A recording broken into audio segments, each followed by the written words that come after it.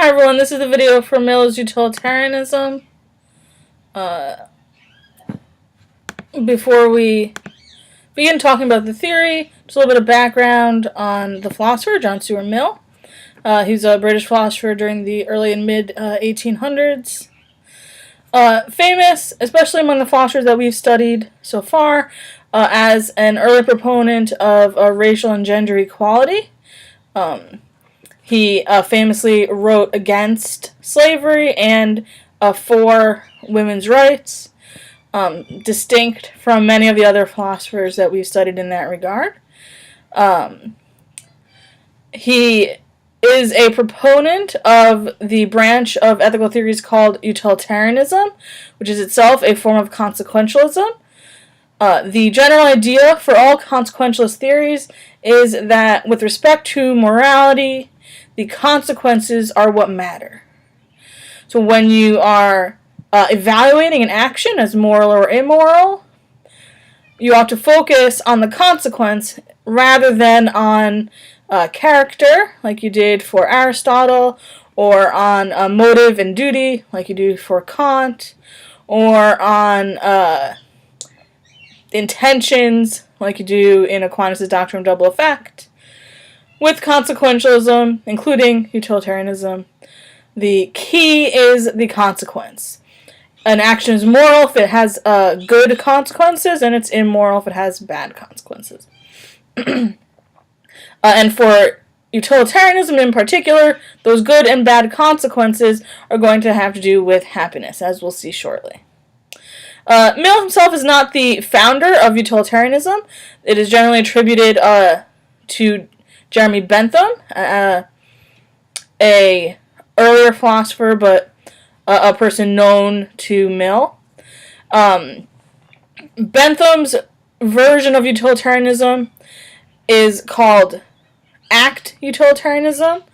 For Bentham, utilitarianism is very much about moral calculation, sort of weighing the numbers, as it were, in an effort to figure out which action is going to result in more happiness, as we'll define it later. We'll see that there are potentially some problems with act utilitarianism, and so Mill, in an effort to solve some of those, is generally considered to be more of a rule utilitarian. Rule utilitarianism still focuses on consequences, still focuses on happiness, but instead of having to do the utilitarian calculation for every action, we can know that there are some general rules, that generally speaking, these sorts of actions are going to be more moral than some other actions. Right. So, for example, an act utilitarian is going to have to figure out, is it moral to steal in this instance? And then the next instance, maybe they're thinking about stealing, they're going to say, okay, is it moral for me to steal in this instance? And for the rule utilitarian, they're going to say, look, generally speaking, stealing doesn't increase happiness, and so as a rule, we can say it's usually going to be immoral, it's usually going to not maximize happiness. Like most of the philosophers that we have studied already, Mill begins his investigation with a discussion of the end or the good for the human being. And he says, like many of the philosophers, that the end, the good of the human being, the goal of human life, is happiness. He thinks this is evident in the same way people like Aristotle thought it was evident. If you ask people, and you dig deep enough, they're going to say that they want to be happy. He defines happiness in a different way than the philosophers that we've already seen. For Mill, happiness is defined as pleasure and the absence of pain. So a definition that's perhaps a bit closer to how we understand happiness in our everyday lives. Right. Mill thinks that happiness is good in itself. It's complete and self-sufficient. It kind of checks all the boxes for the end or the goal of a human being. And so it is the end, the goal, the good of human life. That thing which all human beings are after. he says he can't quite prove that it's the end, but he thinks there's enough reason to accept happiness as a kind of first principle. And so now that he has this idea of happiness as the end of the human being, he wants to go ahead and set forth the principle of his moral theory. Perhaps unsurprisingly, revolving around happiness. For Kant, we have the categorical imperative as the single principle of morality. For Mill and utilitarianism, the principle of morality is called the greatest happiness principle, or the principle of utility. And so Mill gives us this definition here. He says, the doctrine that the basis of morality is utility, or the greatest happiness principle, holds that actions are right in proportion as they tend to promote happiness, wrong in proportion as they tend to produce the reverse of happiness. By happiness is meant pleasure in the absence of pain. By unhappiness is meant pain and the lack of pleasure. And so this is the kind of defining principle for utilitarianism. The goal or maybe better to say, that thing which is the focus of morality, the determining factor when we want to figure out what's moral, what's immoral, the way that we do that is we apply this greatest happiness principle. And we see, will this action increase happiness? Or will it produce the reverse of happiness? Right. So an action is moral, any action is moral if it promotes happiness. The way that this is often expressed in sort of everyday language is that the goal is maximum happiness for maximum people. So this is a key element that we can't overlook. For utilitarianism, for Mill, it's not about your happiness as the person who's doing the action. When you sit down to decide, okay, will it be moral for me to do this thing? You're not deciding, will it make me happy? You're deciding, will this action promote happiness overall? Will it maximize the amount of happiness in the world? It might be the case that what's going to maximize overall happiness is going to make you miserable. And if that's true, you still, morally, ought to do the action.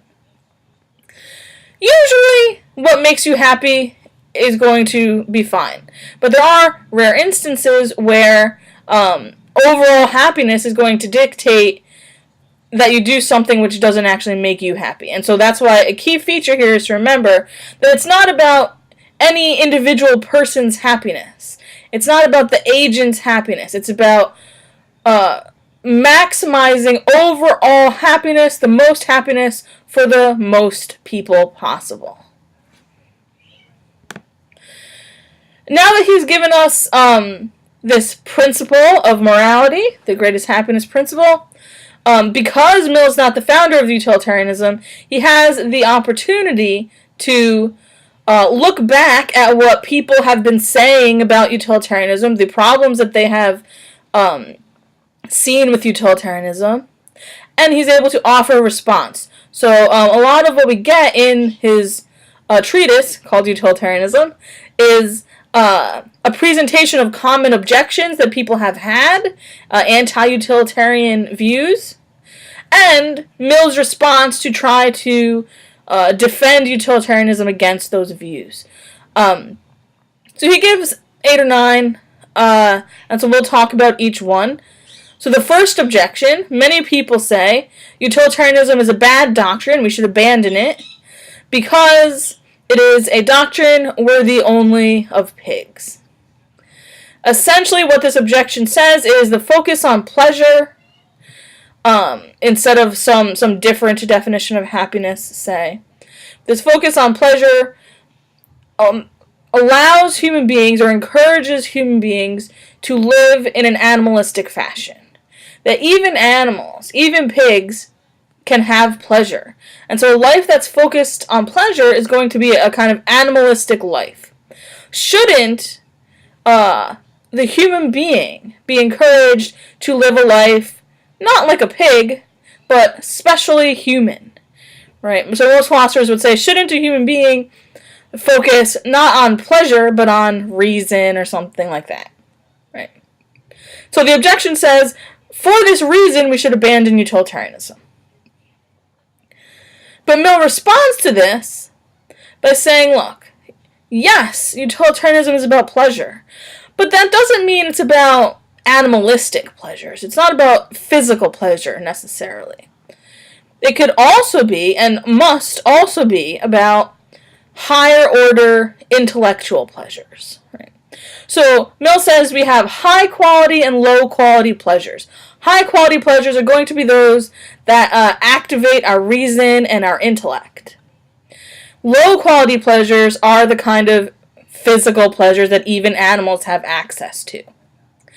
And he says the high quality pleasures are such that are of such high quality that the human being who wants to truly maximize happiness will focus on those high quality pleasures.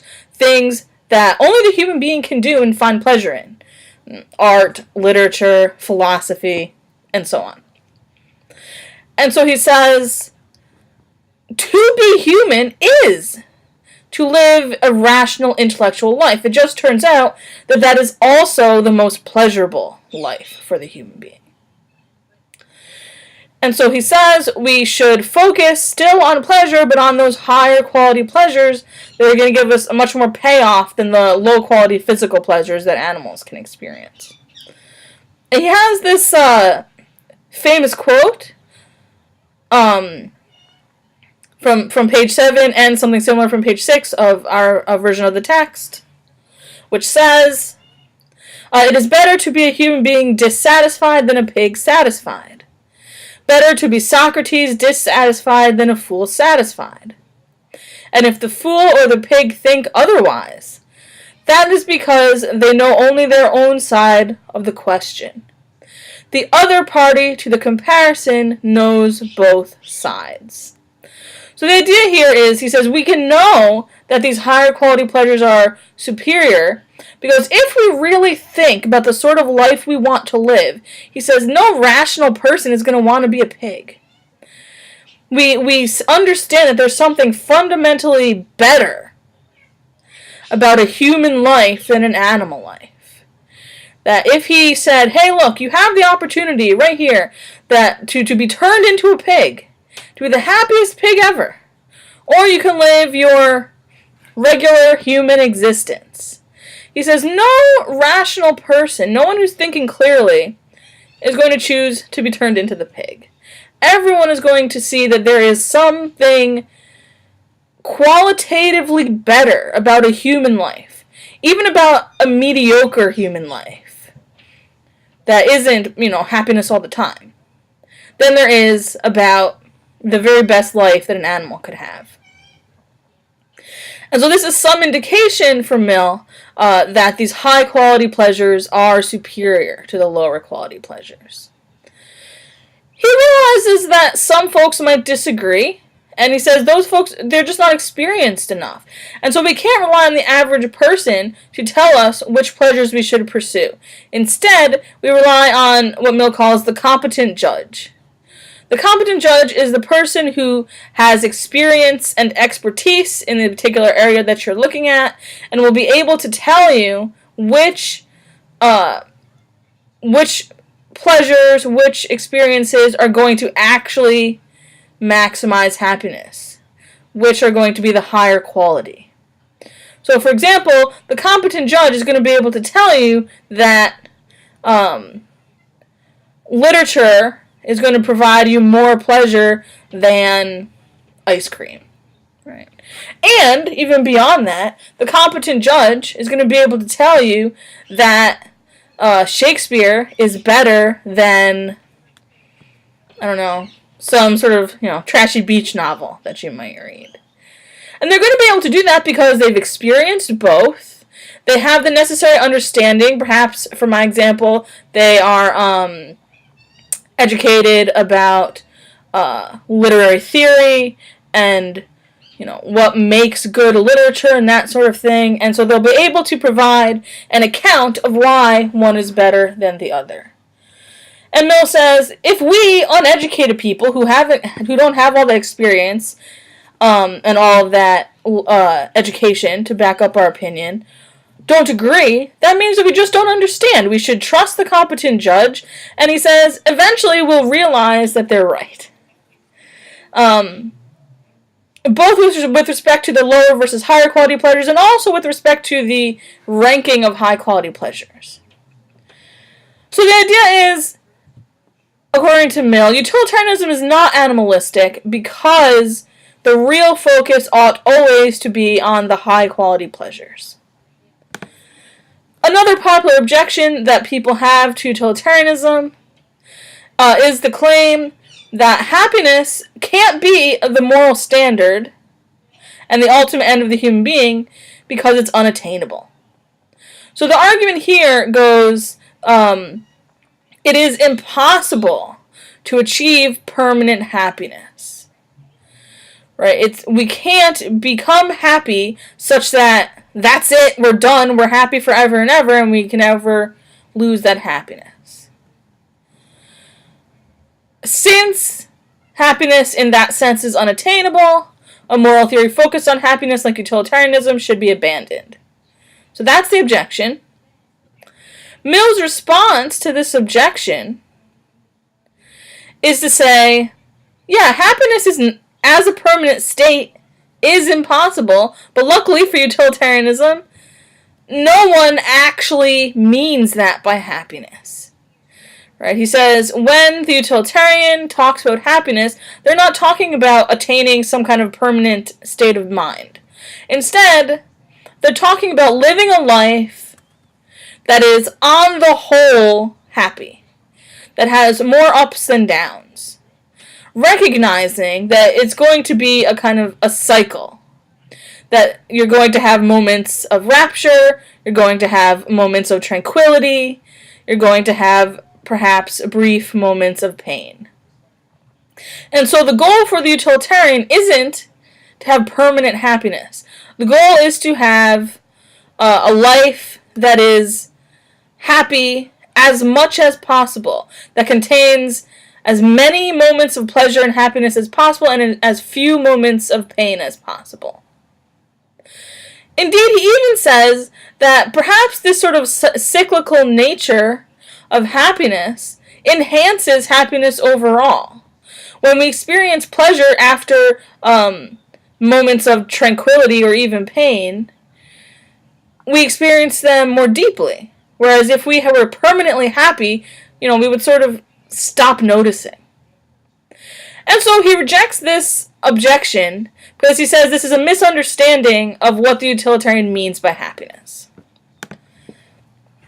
A third problem that some people have had with utilitarianism is the idea that utilitarians don't seem to value self-sacrifice.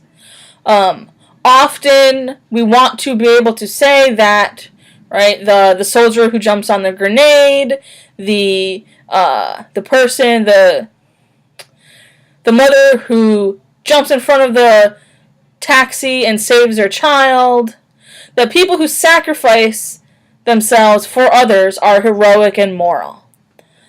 But the objection goes, utilitarianism doesn't seem to say that, because it seems like you're not really maximizing your happiness if you're sacrificing yourself. Right? Mill's response here is twofold. First, he says, there is a way in which utilitarianism doesn't value self-sacrifice as such. Right? He says sacrifice in itself is not moral. What's moral is to sacrifice for the greater good, to maximize overall happiness, right? So he reminds us here that for the utilitarian, the goal isn't personal happiness, but maximum overall happiness. And so sometimes to sacrifice yourself will be moral if it actually results in increased happiness overall. And in those instances, sacrifice would be praised as moral by the utilitarian. So, If the soldier jumps on their grenade and saves 10 of their comrades, well, those 10 people's happiness will outweigh, the unhappiness of the soldier who died. And so that will be a moral action because more happiness was created than, in some other scenario. So sacrifice in itself is not really valued by the utilitarian, but Mill says we can still have sacrifice because often people sacrifice for the greater good, and in those instances where happiness is promoted overall, then the utilitarian will value that sacrifice. So we have this quote here to kind of sum up Mill's position, and he says, the utilitarian morality does recognize that human beings can sacrifice their own greatest good for the good of others.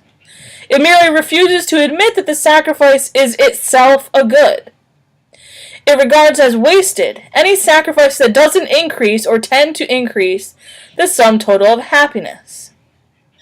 The only self-renunciation that it applauds is devotion to the happiness or to some of the means of happiness of others.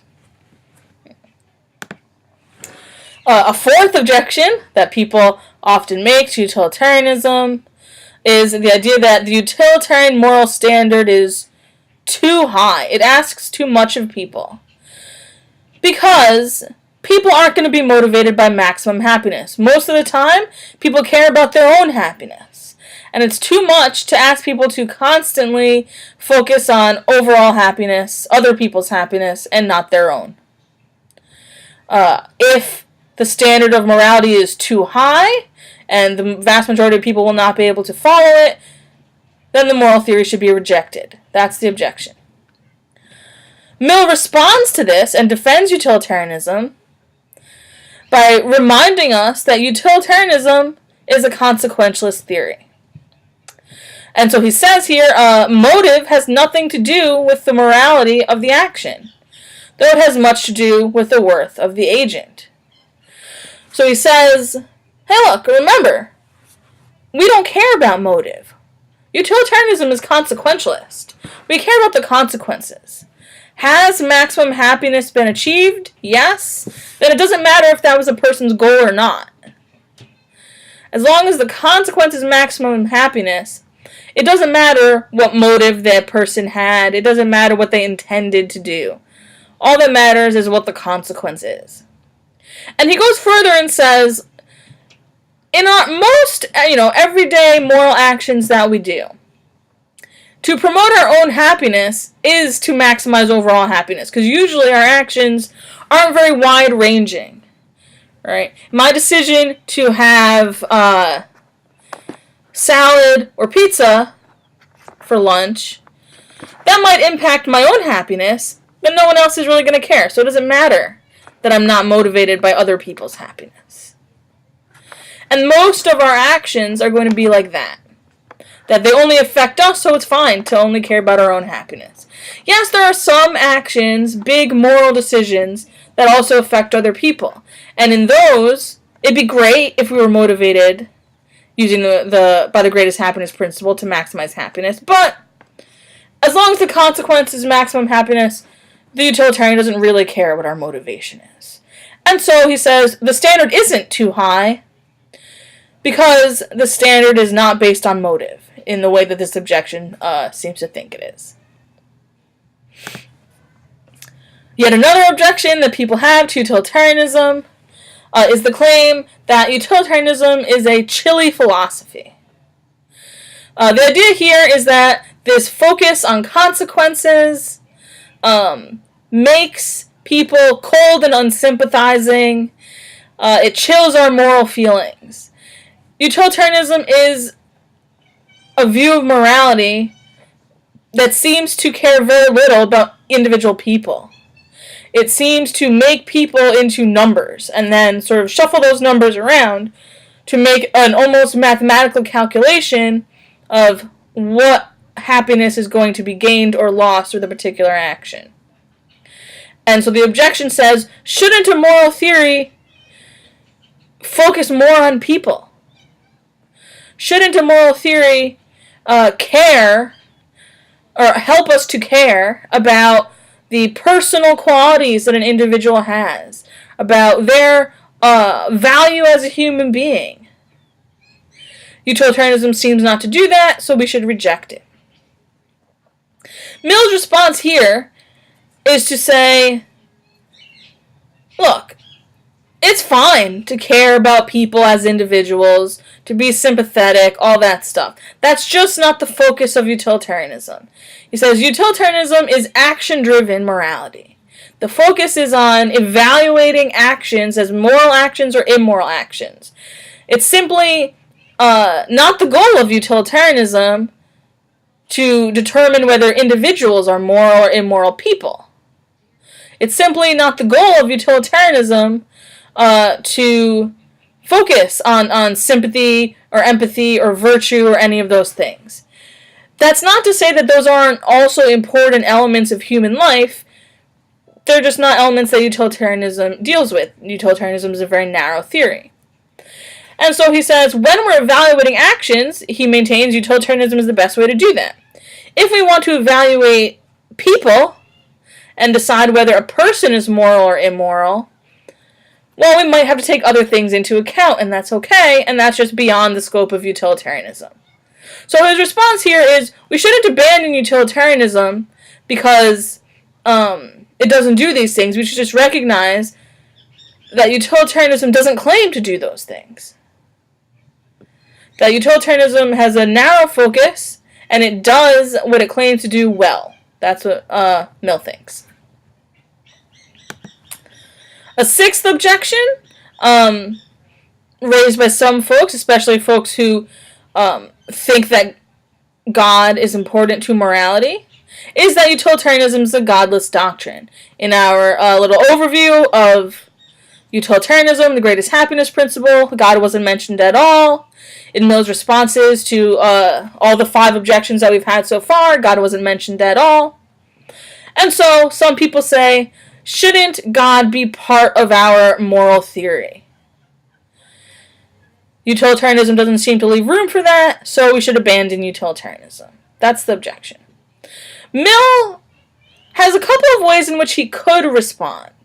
He did have a substantial period of his life where he was an atheist.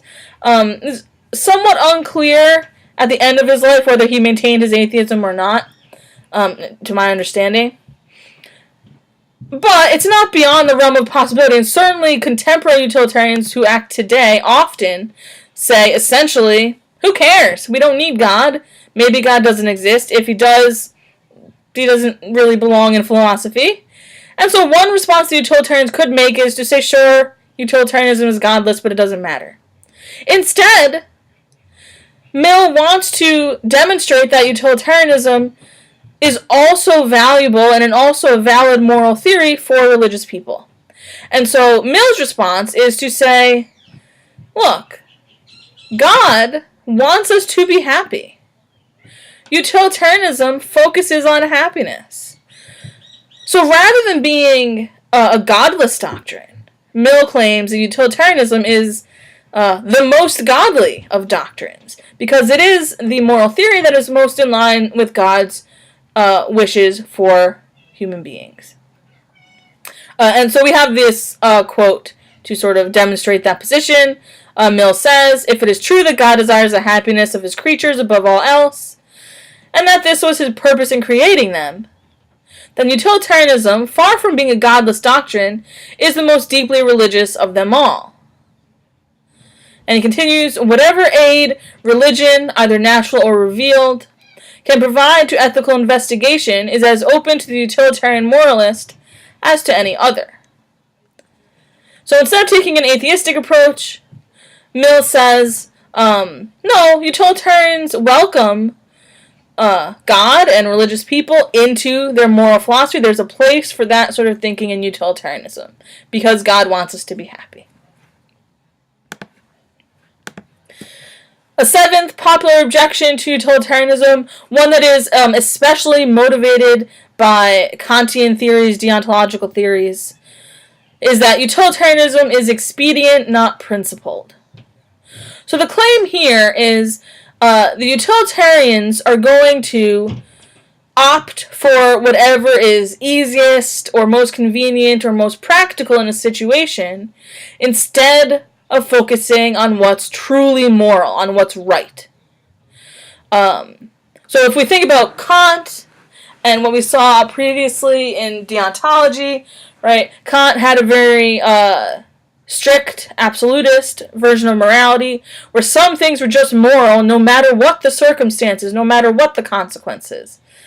And so the objection says utilitarianism doesn't have that kind of rigidity, which they think is a positive aspect of something like a deontological theory. Right. Instead, it's possible for the utilitarian to say, essentially, anything goes if it maximizes happiness. And so they think this means utilitarianism isn't a very principled theory. Instead, it's focused on convenience and practicality. Mill's response is twofold. First of all, he reminds us that utilitarianism does have a principle, the greatest happiness principle, and that is the principle by which we are to determine if actions are moral or immoral. So he says, what do you mean we're not principled? Here's our principle. But the more important response is he says, look, the utilitarian philosophy isn't necessarily focused on expediency. It's practical, but not in the sense that, oh, we'll do whatever's easiest or we'll do whatever's most convenient. He says that a proper utilitarian approach will take into account not only short-term happiness gains, but also and primarily long-term happiness. And sometimes, to maximize happiness in the long term is going to require us to do things which are not particularly convenient or easy in the short term. And so the utilitarian is going to have the longer view, and that will allow utilitarianism to generally, especially real utilitarianism, to generally claim the same sorts of things are immoral, which other philosophies think are immoral. Sure, you might get some short-term happiness benefit out of lying. Maybe your grandmother knits you a hideous sweater and she asks you if you like it. And you might think, well, in the short term, it'll make everyone happier if I just lie and say, yes, Grandma, I love the sweater. But Mill would say, what about the long term? What if she finds out? And then she'll have the sadness, not only, that you didn't like the sweater she made, but also that you lied to her. That'll increase sadness much more than just being honest in the first place. If we take kind of a food-based example, I think those are easy. We might say, yeah, in the short term, it'll make me happy to eat ice cream every day. Right. But in the long term, that's going to negatively impact my health.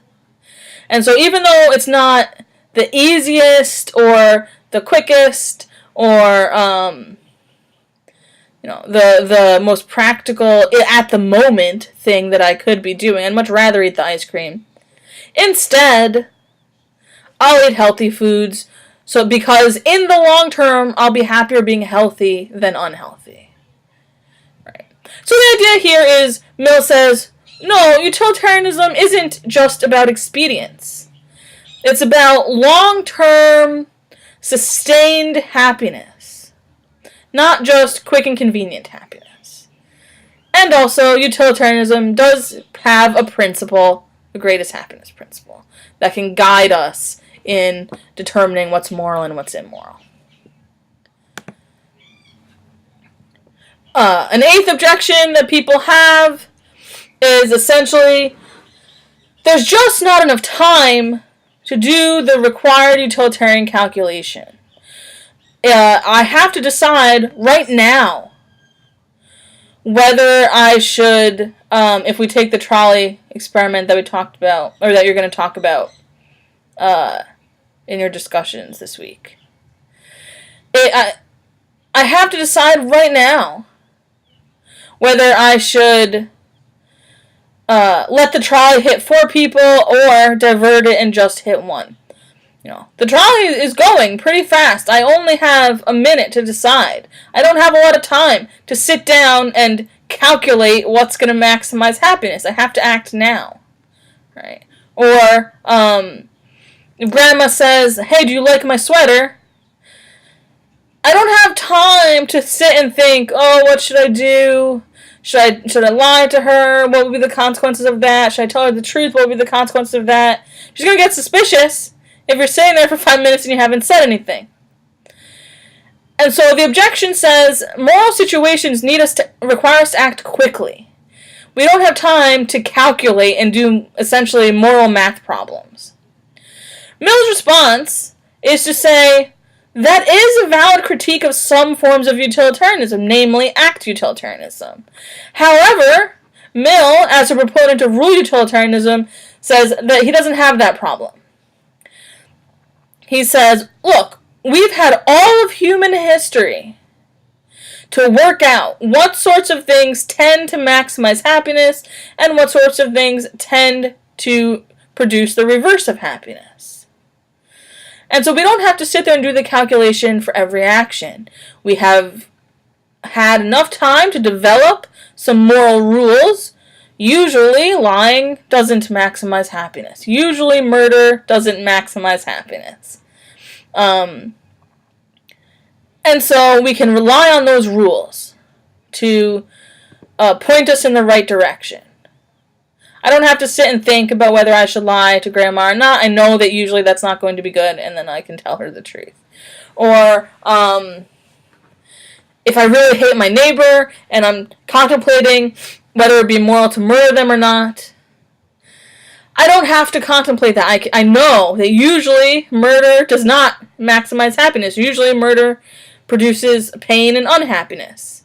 So instead of calculating, I can just act on the rule that murder is bad. So the response is, yes, this is a problem for act utilitarianism, but not for rule utilitarianism. And finally, the last objection. Utilitarians will practice bad faith. Essentially, they'll want to make exceptions for themselves. They'll want to say, sure, maximize utility overall, but maybe just this once, my happiness is more important. Mill's response here is to say, this is a problem not with utilitarianism, but with human nature. People have the kind of built-in response that they want to make exceptions for themselves, that they want to treat themselves in a special way. Utilitarianism will try as best as it can to curb that behavior, to help people to understand that maximizing happiness is more important. But, yeah, human nature is such that people, want to weasel their way in. And he says, theories like deontology have that same problem. Sometimes people try to justify lying, even though Kant has said it's absolutely prohibited. So essentially Mill's response is, yes, that's a problem, but it's not a problem unique to utilitarianism, and so it's not enough to make us abandon utilitarianism as a theory. So now that we have gotten a pretty good grasp of the sorts of things that utilitarianism entails, of the greatest happiness principle, the understanding of happiness, and Mill's response to some common objections to utilitarianism, we should take a look at how Mill would like society to run. What the ideal society will look like, and how we ought to promote that society if we want utilitarianism to be the moral theory that people use. Right? Just like most of the theorists we've studied, all of them except for the cultural relativists, the utilitarian thinks that utilitarianism is the single correct moral theory, and so they want to promote it. Right? Just like Kant thought of his theory, just like the egoists thought of egoism, etc. So what would the ideal utilitarian society be? According to Mill, this is going to be what's often called the society of equals. The ultimate goal is to have a society where each person counts as one and only one. A society where No individual is shown any special favor. No individual is given sort of special treatment. Right? Each person is equal. Everyone in the society is taken into account when we do the utilitarian calculation, when we use the greatest happiness principle, when we're trying to figure out what's going to maximize happiness. Mill says that in this society, you have increased unity and overall more happiness than in other forms of society, because people can be equal, right? There's not going to be the kind of discrimination that we have in other forms of society. There's not going to be the tendency to partiality that we sometimes have. I should point out that some people see a little bit of a downside in the Society of Equals. For example, in the Society of Equals, in the ideal utilitarian landscape, right, because everyone is equal, it would be immoral to, say, prioritize your mother over some other random person. It would be immoral to prioritize your child over some person on the street that you don't know. Because everyone is equal, everyone counts the same, and you must treat everyone as the same. The only place where a little bit of perhaps inequality creeps into the Society of Equals is in the sense that when we're doing the utilitarian calculation, we're not only talking about the people who are directly involved, but also about the people who their lives affect. And so that can sometimes make people seem more important than other people. Not because they're more important than themselves, but because their lives touch more people. So, for example, if the trolley is barreling down and you have to decide, should it hit some random person or should it hit the president, you're probably going to have to say, well, happiness will be increased if you hit the random person, because their lives, even if they're important in their life, even if they have a lot of family and stuff, not as many people are going to be negatively impacted as if you hit, the president of a country and then their country is in upheaval and things like that. Right? So, because the utilitarian calculation wants us to focus on overall maximum happiness, we have to take those sorts of things into account, but generally speaking, each individual as a person, as an individual, is totally equal in the Society of Equals. So Mill asks, how do we achieve this ideal society? How do we promote utilitarianism so that we can reach the Society of Equals someday? Right. He realizes that, it's going to be difficult to do now. It's going to be difficult to, convince people that utilitarianism is the way to go, to get them to adopt utilitarianism, perhaps abandon their other views of moral thinking. But he says there are ways in which we can promote utilitarianism. And he provides a discussion of what he calls internal and external sanctions. Sanctions here not meant in the kind of negative connotation that we sometimes, hear about it in the news when we put sanctions on a country or something like that. But instead, it's just internal and external, we might say, motivators towards action. So the internal motivators, we can help people to internalize utilitarian principles as adults, but especially for children, the way that we, morally educate children today with what's right and what's wrong. We would do that same thing, just using utilitarianism as our moral framework. And the hope would be that you would create in the individual a conscience that is motivated by utilitarianism, a desire for esteem from others, a sense of equality that's going to help promote the Society of Equals, a feeling of right and wrong and of fairness that ties these ideas of right and wrong, moral and immoral, to what's going to achieve maximum happiness, what's going to result in the reverse of happiness, right? And so those are things that we can help foster in the individual, that they will have internally. They're internal motivators. The kind of, the conscience, the voice in their head that's helping them to make moral decisions. On the other hand, we can impose certain external sanctions.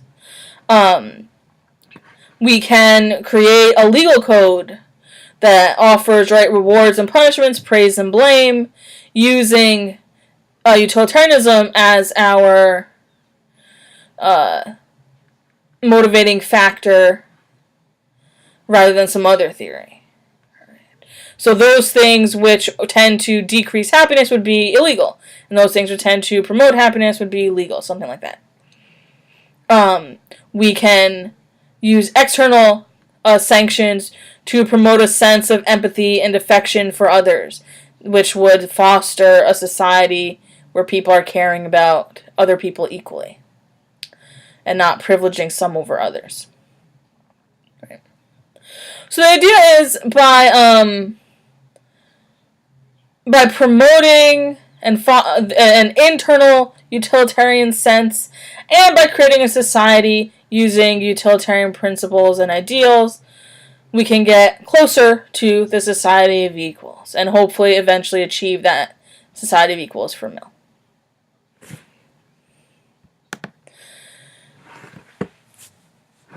The other thing that Mill talks about, and I want to just mention briefly, he thinks he's provided a good account of utilitarianism, a good justification for utilitarianism against the naysayers, an account of the ideal utilitarian society, but he knows that some people might still have some issues. In particular, issues with his definition of happiness, and as we'll see in a second here, issues with the idea of justice. So with respect to happiness, he says, it's conceivable that some folks are going to take issue with his definition of happiness as pleasure in the absence of pain. Some folks might say, look, happiness isn't about pleasure.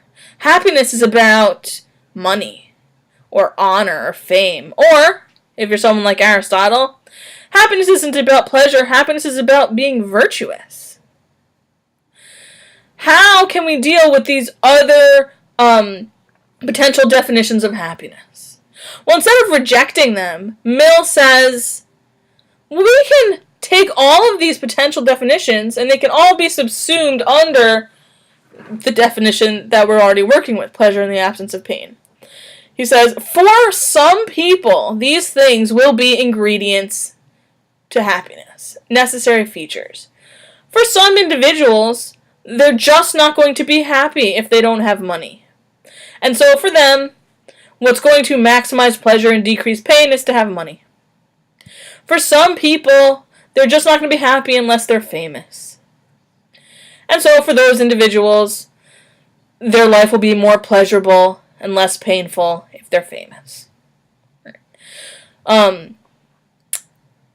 Virtue, he says, is special in this regard because he thinks money, honor, fame, these sorts of things, even for those people who really desire them, you can have too much. Right? You can reach the point in fame where you kind of wish you weren't famous anymore. Because you can't, step out of your house without the paparazzi hounding you. You can reach the point of having money where you just don't need to make any more. It's just more of a hassle than it's worth. Virtue, he says, isn't like that. You can never have too much virtue. And so it has a special place here as a kind of extra special ingredient to happiness. But still, the bigger takeaway point, instead of trying to reject all of these other ways of understanding happiness, he simply says, yeah, those can all become part of a life of pleasure and a life of reduced pain for any particular individual who values them. And he wants to do a similar thing with the idea of justice. Many people, many philosophers, many moralists, and other folks value justice. And will note that utilitarianism hasn't said anything, Mill hasn't said anything in utilitarianism about justice. Shouldn't we be concerned about justice, not just happiness? Shouldn't morality be concerned not only with what makes us happy, but also with what's just? And Mill says, yeah, justice is important. But justice on its own is incomplete. We need the greatest happiness principle, especially in the form of utility, the principle of utility, to help us complete the project that justice is trying to complete. So his argument here is, look, there are lots of things, of elements of human life, where there are many options of how to live which are equally just. And when we arrive at that, justice on its own can't help us in understanding which option is best. We need something else to do that, and that something else is utility or happiness. So we'll just use one example here. He gives 3: taxation, pay scales, and punishment. We'll just take punishment. I think that's the easiest of the 3. So Mill says, there are many ways we can understand just punishment.